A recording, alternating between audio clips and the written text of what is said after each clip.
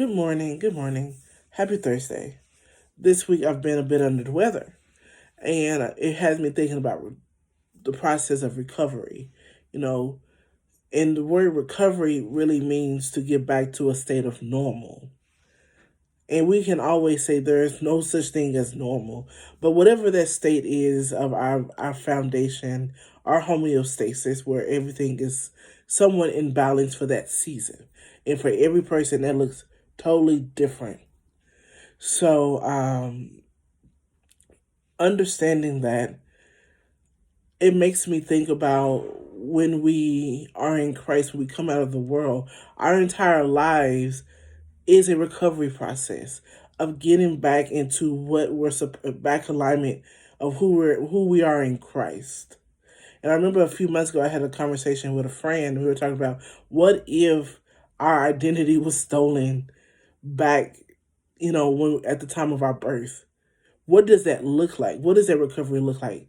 And it reminded me of one of my favorite topics to read and research, which is Anamnesius, which is the doctrine of recollection and a study of looking at your past to figure out who you are and a deep dive into your history, whether it's medical, psychological, just your history.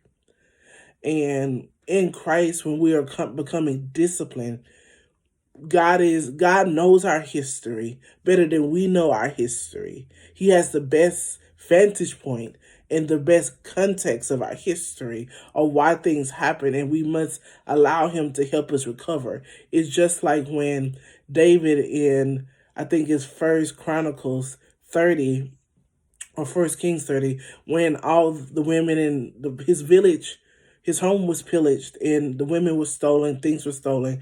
And he prayed and he asked God, shall I recover it all? And God said, yes.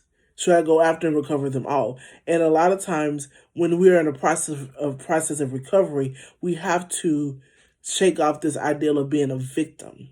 We have to become offensive and not defensive. We have to go after what is ours. We have to go after who God says we are.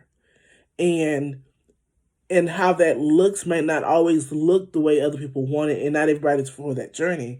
But I want to encourage you, allow God to teach you how to recover, who you are, what you're supposed to do, what you're supposed to have, and being resolved and stuck in that decision. Sticking to that decision so you can build trust in yourself, trust in others, and that you will know who you are without shrinking yourself down, without questioning who you are, because God doesn't question what he's put in you. He doesn't question, why he called you. He's not changed his mind about you. So you have to get the same zeal, the same feeling about you. Yes, you're not perfect, but you are progressing. You are getting better as long as you're submitted to God. I love you. I'm praying for you, and have a great day.